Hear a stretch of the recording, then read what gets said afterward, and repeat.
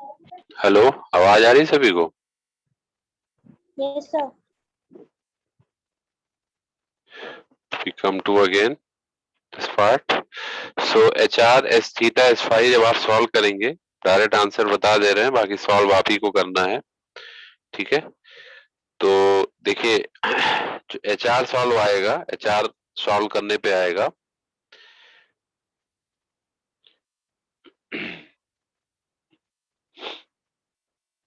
मैं आपको direct answer बता रहा हूं यहाँ पे, ठीक है?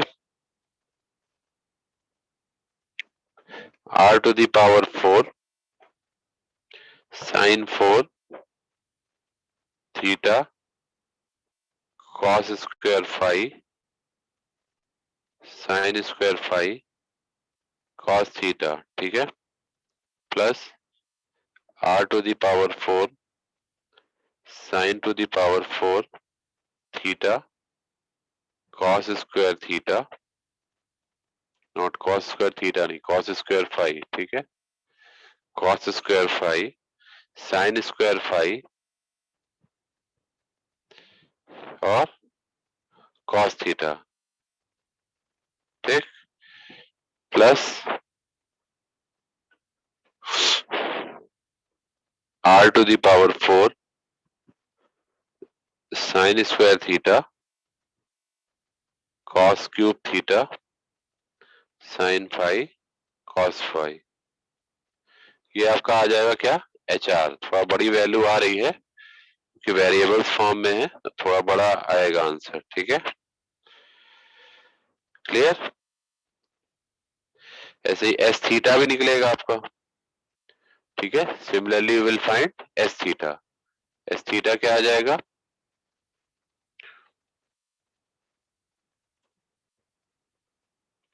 एस थीटा की वैल्यू आ जाएगी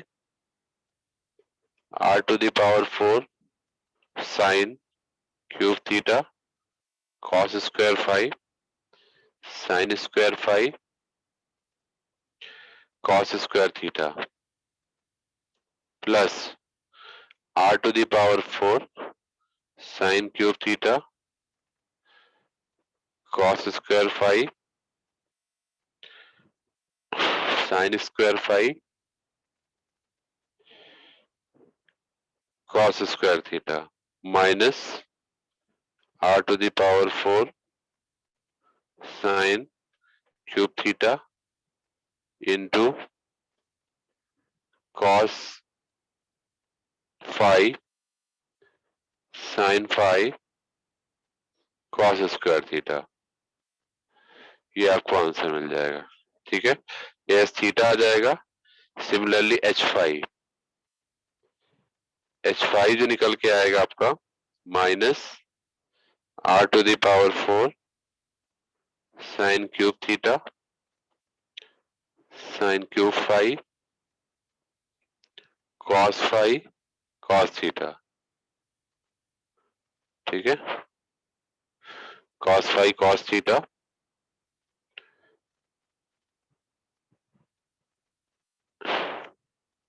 ठीक है?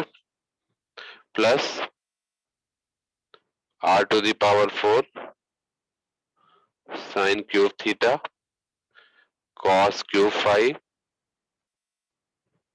cos थीटा sin फाई, ये आपका आंसर आएगा इस तरीके से, ठीक है? एक बार आप लोग इसको सॉल्व करके जरूर देख लीजिएगा, क्योंकि आंसर गलत भी हो सकता है, एक बार मिसप्रिंटिंग होती है आंसर में, इसलिए मैं आपको बता रहा हूँ। एक बार सभी लोग इसको सॉल्व जरूर कर लीजिएगा, ठीक है ना? क्लियर? समझ में आ रहा है Yes, सभी sir. को? एक बार इसको सॉल्व कर लीजिएगा, ठीक है? Yes, sir. क्योंकि कई बार आंसर जो है गलत भी आ जाते हैं, कोई चीज बीच में हो सकता है प्लस माइनस की कहीं गलती हो, मिसप्रिंटिंग हो जाती है बुक, एक बार चेक कर लीजिएगा सॉल्व करके, ठीक है ना? और आंसर को टैली करा लीजिएगा।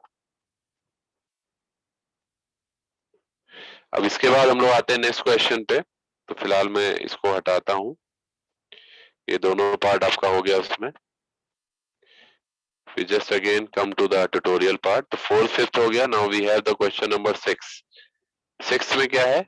2 पॉइंट्स दिए हुए हैं, सी एंड डी। सी के कोऑर्डिनेट पॉइंट है x is equal to 3, y is equal to 2, z is equal to 1, और डी के कोऑर्डिनेट पॉइंट है r is equal to 5, theta is equal to 20 degree, phi is equal to -70 degree. तो find the spherical coordinates of सी।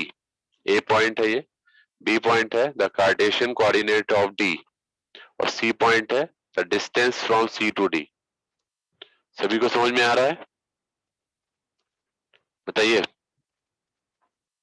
तो सबसे पहले क्या करना है आपको, ये दो पॉइंट्स आपको सी और डी जो दिए हुए हैं, सी आपको दिया है कार्टेशियन कोऑर्डिनेट में और डी दिया है स्फेरिकल कोऑर्डिनेट में।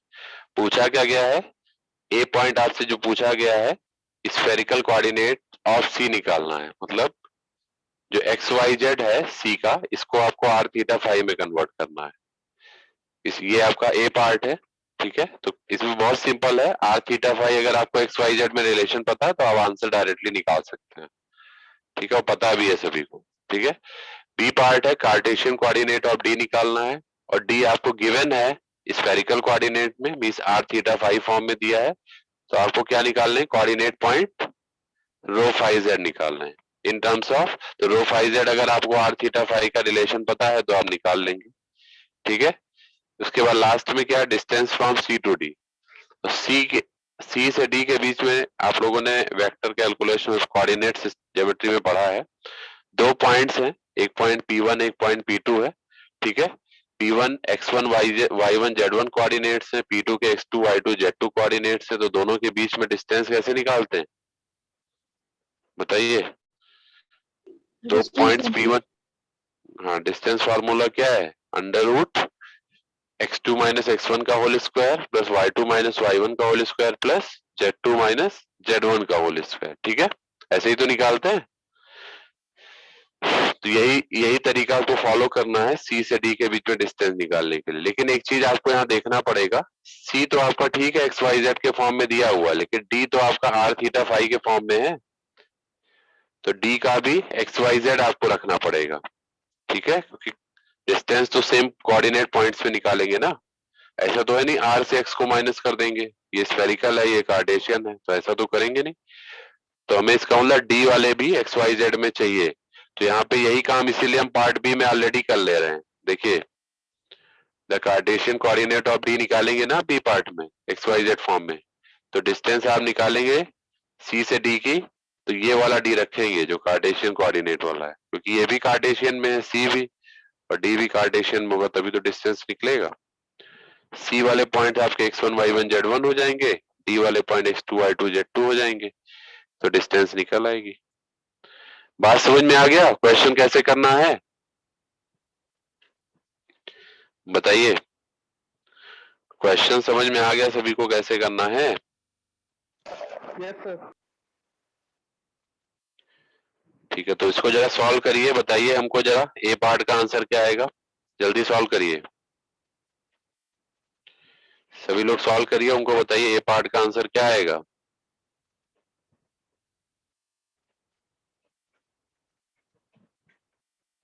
बताइए।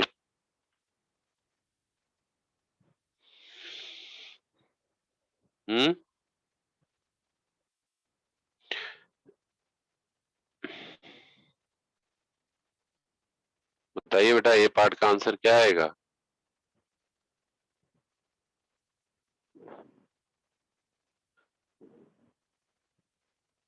कैसे करेंगे, क्वेश्चन नंबर 6 है ना ये।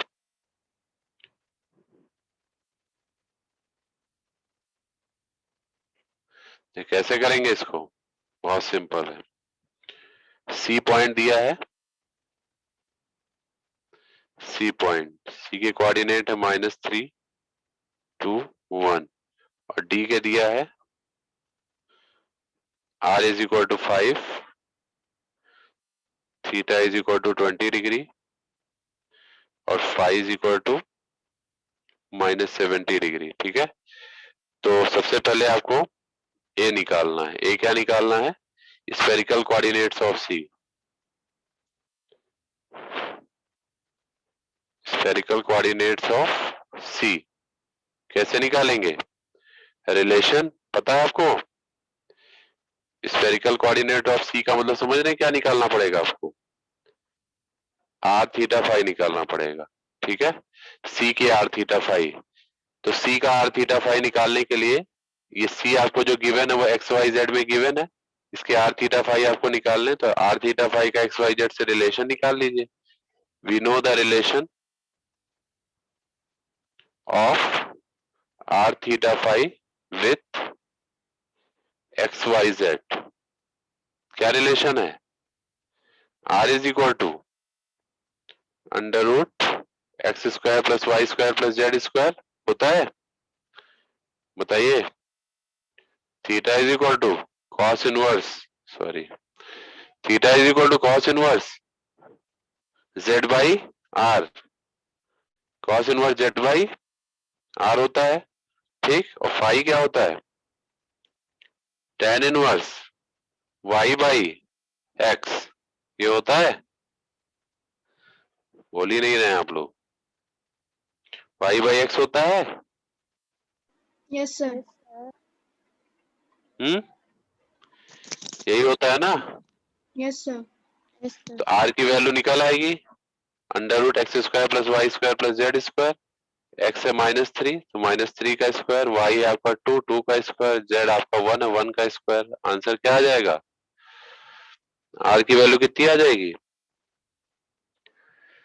आर आ जाएगा 3.74, अंडर रूट 14 आएगा तो 3.74 आ जाएगा। थीटा कितना आएगा? Cos inverse Z by, Z की वैल्यू कितनी है? 1। आर कितना है? आर अभी आपने निकाला कितना? 3.74, कितना आ जाएगा? 1/3.74, 74.5, 74.5 डिग्री, ठीक है। और फाई कितना आ जाएगा? Tan inverse Y by, Y की वैल्यू 2, एक्स की वैल्यू -3, यही होगा है, बताइए। Yes sir. Tan inverse Y by X, तो यस सर। कितना आ जाएगा? टेन इनवर्स 2/-3, कितना आएगा ये? तो इसको सॉल्व कर लीजिए, इसका आंसर इसको सॉल्व कर लीजिए। एक्चुअली बुक में हमें लग रहा है कि गड़बड़ दिया है कुछ आंसर, इसको सॉल्व कर लीजिए, ठीक है। तो ये आर थीटा फाई मिल गए। तो पॉइंट्स जब लिखेंगे सी के तो ऐसे लिखेंगे, आर की वैल्यू, क्योंकि कोऑर्डिनेट पॉइंट पूछा गया ना, आर की वैल्यू क्या रखेंगे? 3.74, थीटा की वैल्यू 74.5 डिग्री, और ठीक है, और फाई कितना हो जाएगा जो आप निकालेंगे, ठीक है। देख लीजिए कितना आ रहा है, टेन इनवर्स 2/-3, जो भी आंसर आएगा वो रख दीजिए, ठीक है। ऐसे बी वाला पार्ट निकाल लेंगे। बी को किसमें निकालना है? आर थीटा फाई को एक्स वाई जेड के फॉर्म में। तो आर थीटा फाई का एक्स वाई जेड से रिलेशन पता है आप लोग को? बताइए। बी वाला part, we know the relation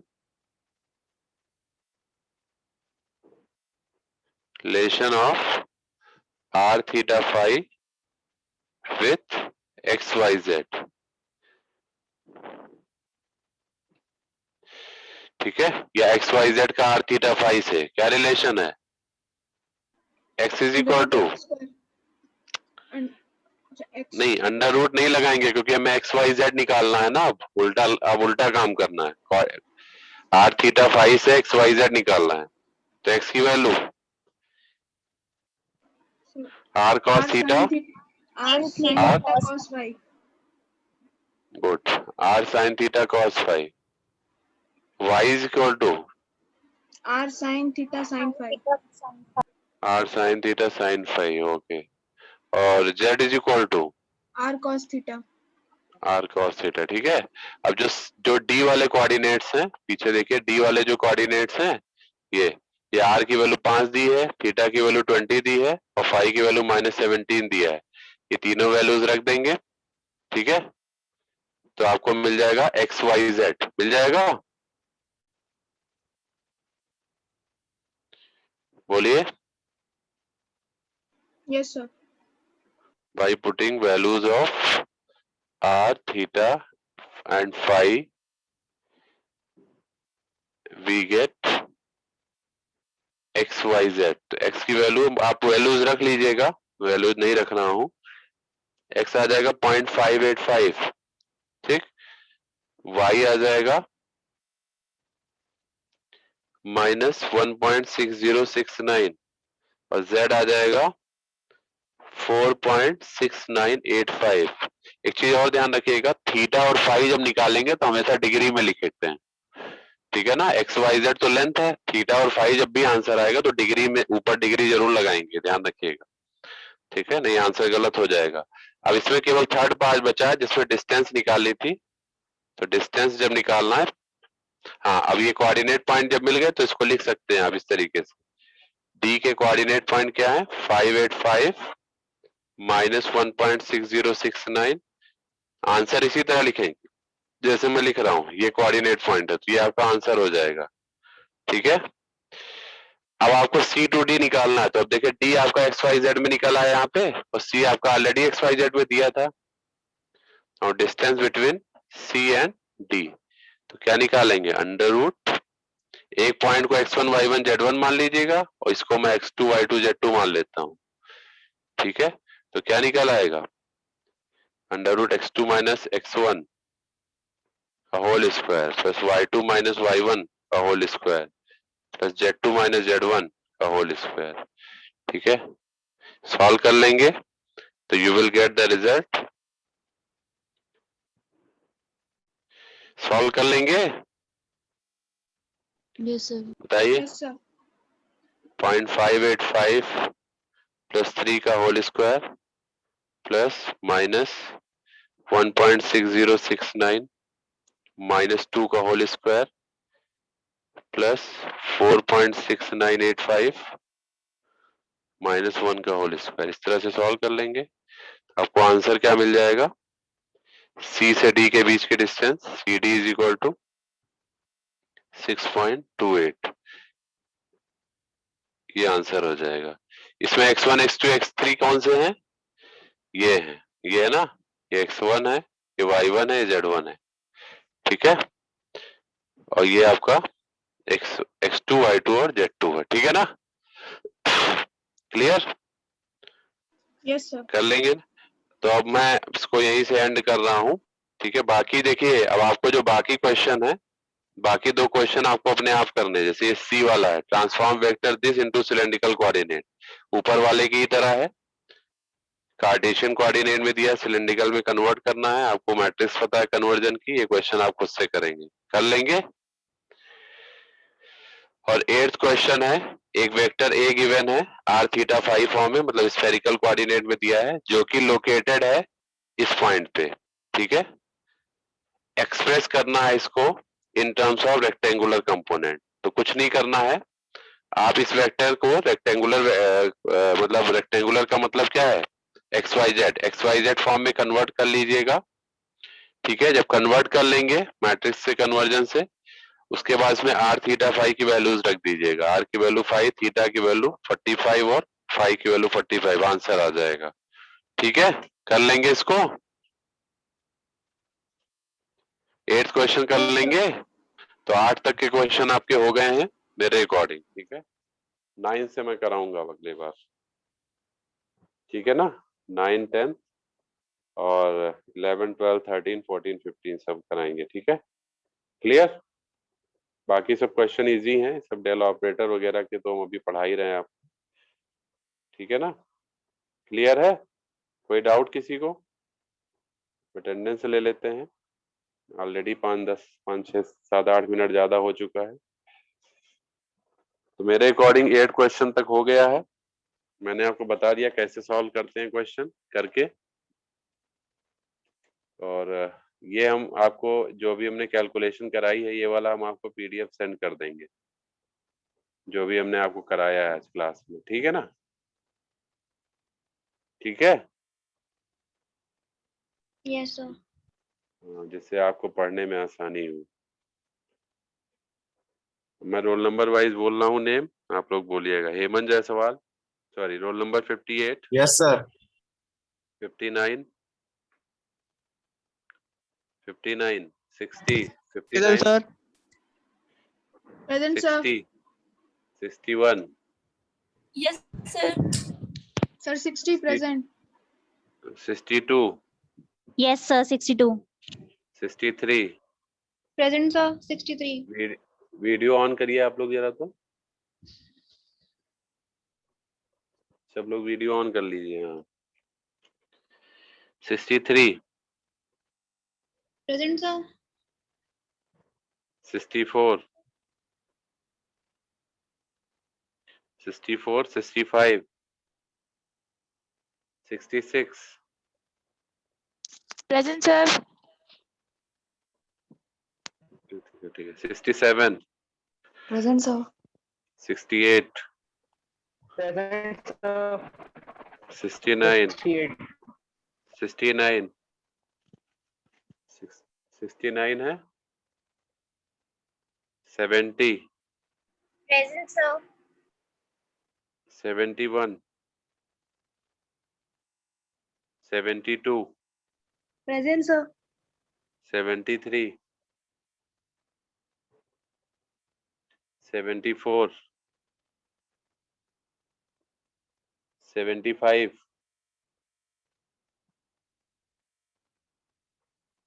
yeah, 77, 78, Present, sir. 79, Present, sir. 80, Present, sir. 81, Present, sir. 82, Yes, sir. 83, Yes, sir. 84, Yes, sir. 85, Present, sir. 86, Present, sir. 87, 88, 88 है, नहीं है। बाकी कोई रह तो नहीं गया है? एब्सेंट लोग का मैं बोल दे रहा हूँ, एक बार सुन लीजिए। 64, 65, 69, 71, 73, 74, 75, 77 और 88, इतने लोग एब्सेंट हैं। ठीक है, thank you class. Thank you, sir.